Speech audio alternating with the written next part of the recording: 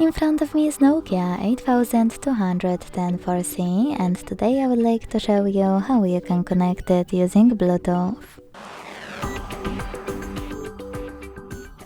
Begin by accessing menu and going into settings.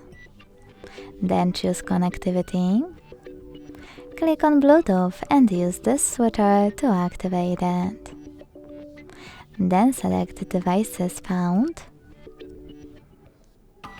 When you see an available one that you wish to connect to, you need to select it. Then click on this right button and click on the middle one to pair it. Following that, wait for the other device to accept your connection request and hit OK.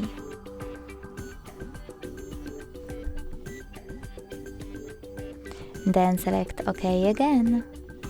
As you can see, after that, my devices were successfully connected. Thanks so much for watching. If you enjoyed this video, leave a like, comment and subscribe. Bye!